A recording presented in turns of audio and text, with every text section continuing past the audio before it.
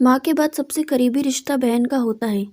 अपनी बहन से हम सभ्यता के दायरे में रहकर शालीन भाषा में मन के सारे भाव बिना झिझक कह डालते हैं, क्योंकि उससे कभी कुछ छुपा नहीं होता। खट्टे मीठे अनोखे रिश्ते का एहसास कराने वाली बहन से अच्छा हमारा कोई दोस्त नहीं हो सकता, क्योंकि उलझनों को सुलझाने का काम बहन शुरू से ही करती आई है। अगर घर में हमारी बहन बड़ी है तो वो हमारी हर मुश्किल अपने ऊपर ले लेती है, और अगर बहन छोटी हो तो अपनी हर खुशी हमें दे देती है। इसलिए माँ की डांट और पिता की मार से बचाने के लिए हर घर में एक बहन का होना ज़रूरी है। हम 4 भाई बहनों के बीच जन्म क्रम में मेरी बहन का तीसरा स्थान है, लेकिन उसकी व्यवहार कुशलता प्रथम स्थान पर है। मुझे उसके जन्म लेने का तो याद नहीं, लेकिन दाहिने करवट अपनी गोद में खूब खिलाया है। कमीज का घिसा हुआ दाहिना भाग उसके निरंतर गोद लेने का सूचक था। जब स्कूल जाना शुरू किया तो मैं कैंची साइकिल चलाकर बहन को आगे बिठाकर और छोटे भाई को पीछे बिठाकर स्कूल ले जाता था। ऐसा करते हुए मुझे उसी खुशी का आनंद होता था जिस खुशी को लोग महंगी गाड़ी चलाते हुए आज अनुभव करते हैं। वो हम 2 भाइयों में छोटी थी, इसलिए उसे हमारे पहने हुए लड़कों वाले कपड़े ही पहनने पड़ते थे। वो लड़की वाले कपड़े पहनने के लिए माँ से झगड़ती थी। उसकी इच्छा बड़ी मुश्किल से पूरी होती थी। कपड़े ही क्यों, उसे हमारी बची हुई पुरानी कॉपी किताबें, स्लेट, पेन, पेंसिल से ही अपना काम चलाना पड़ता था। वो बहुत मन मारकर इनका इस्तेमाल करती थी।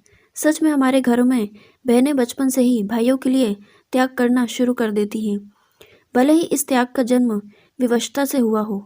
घर में जब भी कोई खाने की बढ़िया चीज़ बनती तो माँ हम भाई बहनों में बराबर बांट देती थी। हम भाई तो अपने खाने की चीज़ को जल्दी से ख़त्म कर डालते थे, लेकिन बहन काफ़ी दिनों तक अपने खाने की चीज़ बचा कर रखती।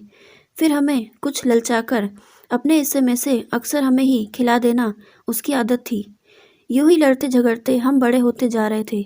मैं स्नातक के अंतिम वर्ष में था, तभी बहन के लिए एक रिश्ता आया। लड़के की आयु बहन से 12 वर्ष अधिक थी, इसलिए सभी सगे संबंधी इस रिश्ते को स्वीकार करने के पक्ष में नहीं थे। माँ और पिताजी जब बहन से इस रिश्ते के बारे में पूछा तो उसने यही कहा कि अगर आप सबको ठीक लगता है तो मुझे भी ठीक लगता है। छोटी सी उम्र में वो विवाह के बंधन में बंध गई। वो धीरे धीरे उस घर में जिम्मेदारियों की चादर ओढ़ती चली गई।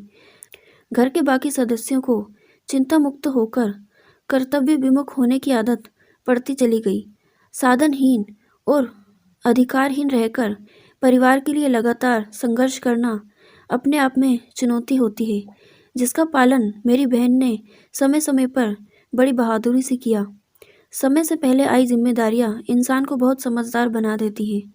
अधिक समझदार होने का दुख ये होता है कि इंसान को अपनी ख्वाहिशों को दफन कर लेना पड़ता है। अब वो मजबूत, जिम्मेदार, कुशल गृहिणी बन चुकी थी। वो 2 लड़कों और एक लड़की की माँ भी बन गई थी।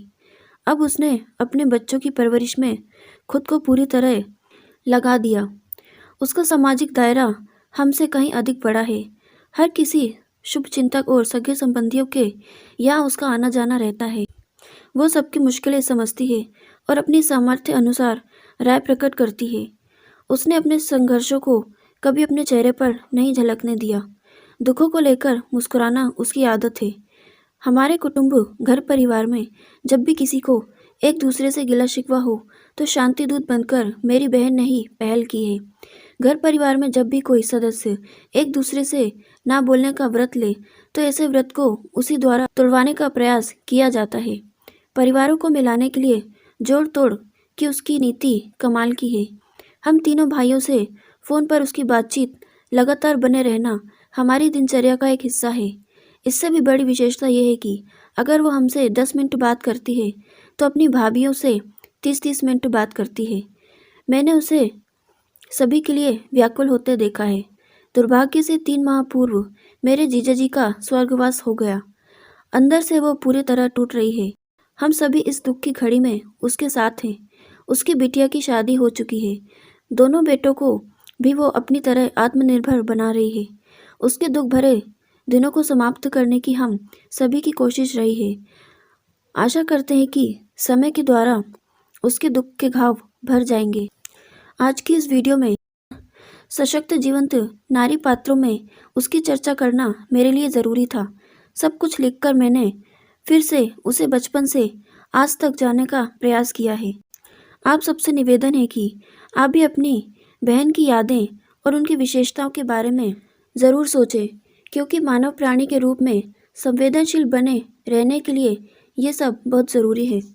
दोस्तों, इस टॉपिक पर आपका क्या कहना है? आप अपनी राय कमेंट बॉक्स में शेयर ज़रूर करें और आगे ऐसी वीडियोस और जानकारी पाने के लिए हमारे चैनल को सब्सक्राइब करना ना भूलें और इस वीडियो को आगे शेयर करना भी ना भूलें। Thank you.